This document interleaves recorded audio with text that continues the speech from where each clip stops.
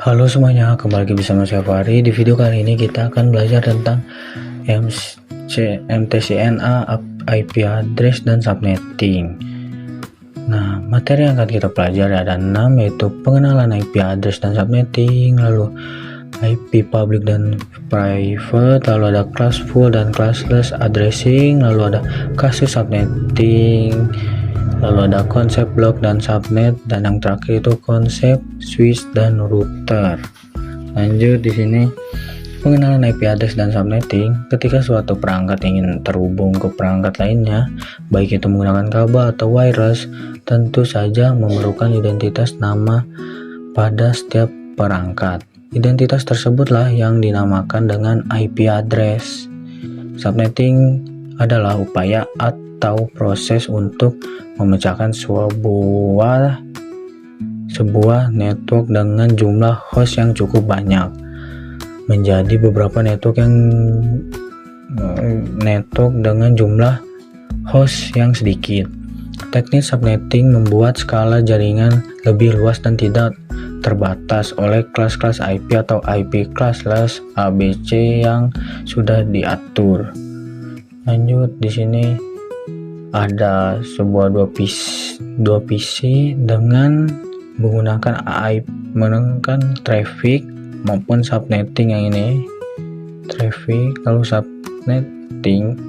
Nah, traffic dan subnetting ini keduanya itu sama, namun traffic ini digunakan untuk MikroTik, sedangkan subnet mask ini digunakan untuk Cisco.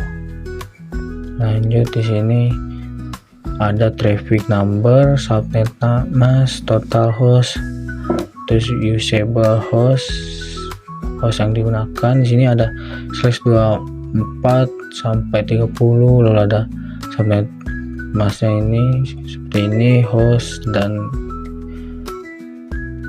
host yang bisa digunakan.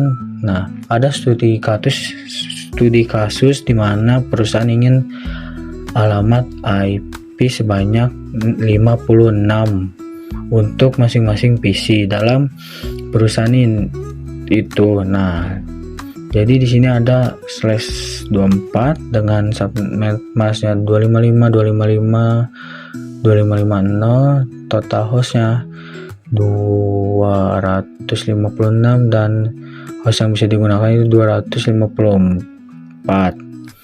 Nah, yang /24 ini tidak dianjurkan karena digunakan hostnya itu sebanyak 254, sedangkan yang kita butuhkan itu hanya 56, dan jika kita menggunakan /24 maka akan membuang-buang IP. Jadi kita akan memilih /26 yang mendekati. Itu yang bisa digunakan itu 62 IP, 62 host yang bisa digunakan. Lanjut di sini ada IP public dan IP private. IP public yang digunakan di internet dapat diakses dari mana saja, contohnya seperti facebook.com, lalu youtube.com dan lain-lain.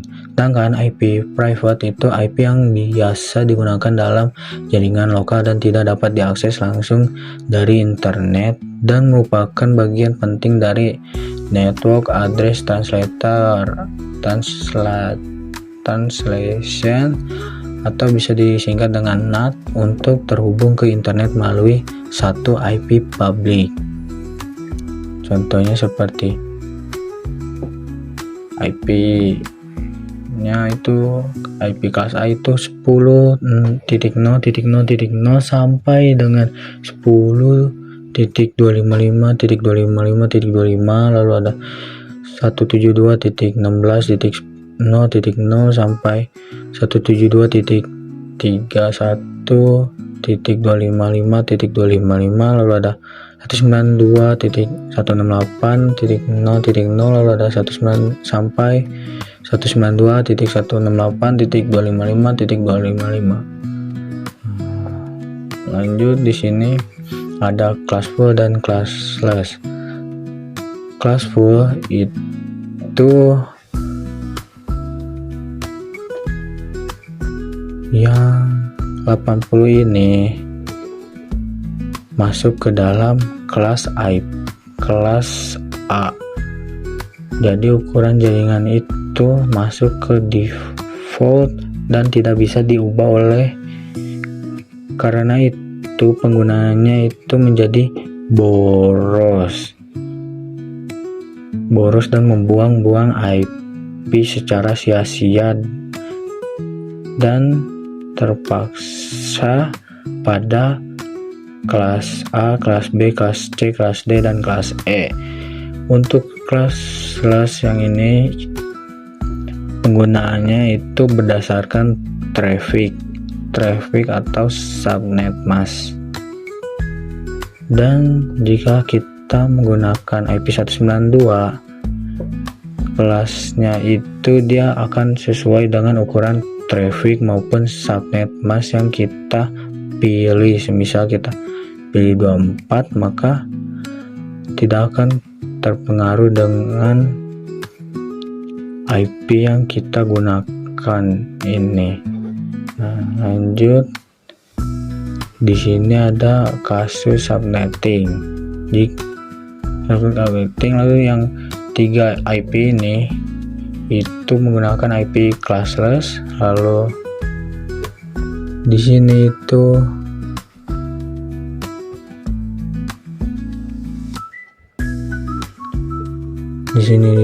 ada trafficnya. Di sini ada sebuah lab memiliki 10 PC, lalu IP-nya itu 192.168.20.10.0. lalu trafficnya itu kita akan menggunakan 32 dikurang 4 sama dengan 28. Jadi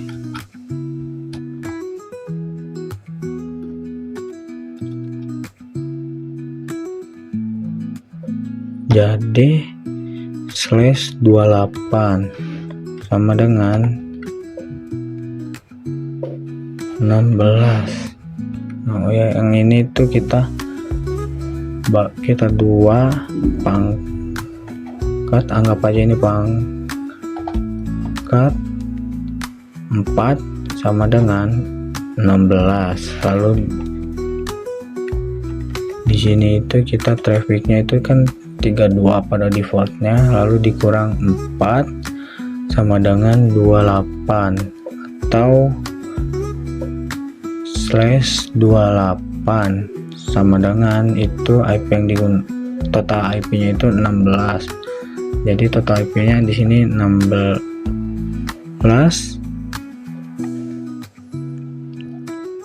terus dikurang 2 sama dengan 14.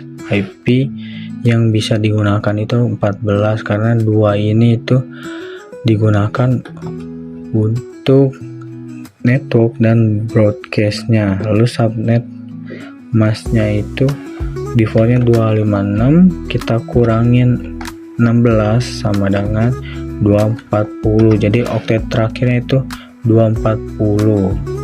Jadi hasilnya itu 255.255.240. Nah, seperti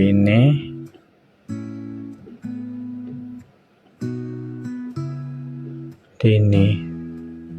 Ini tuh oktet, setiap titik ini itu dinamakan oktet. Yang ini oktet 1, ini oktet 2, ini 3, dan ini keempat.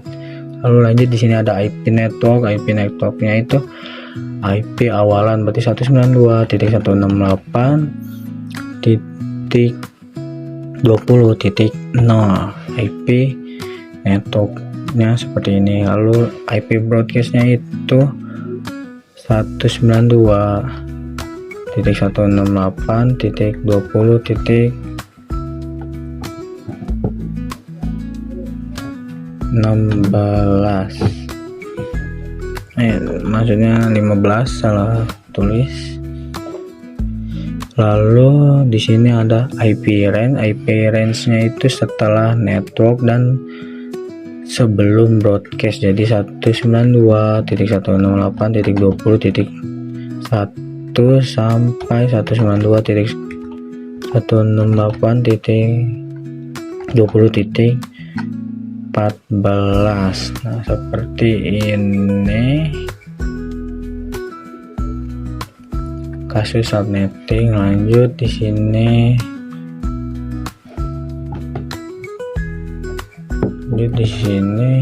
Ada konsep blok subnet.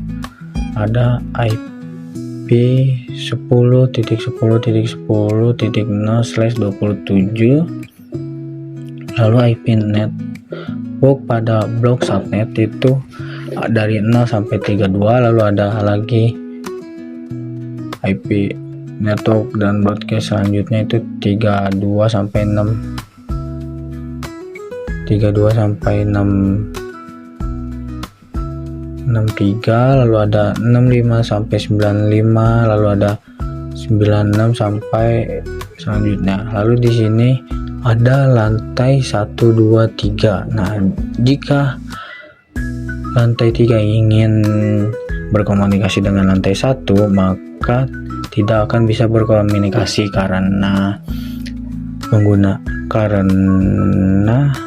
beda blok subnetnya.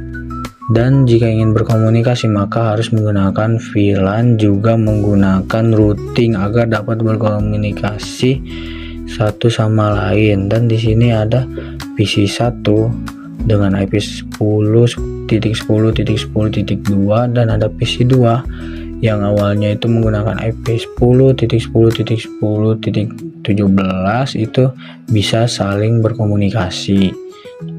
Jika PC 2 berganti IP dengan 10.10.62, maka blok subnetnya itu akan berbeda. Jadi PC 1 dan PC 2 itu tidak akan bisa berkomunikasi. Nah, itu. Lanjut di sini ada yang terakhir itu konsep switch dan router. Switch itu menghubungkan perangkat satu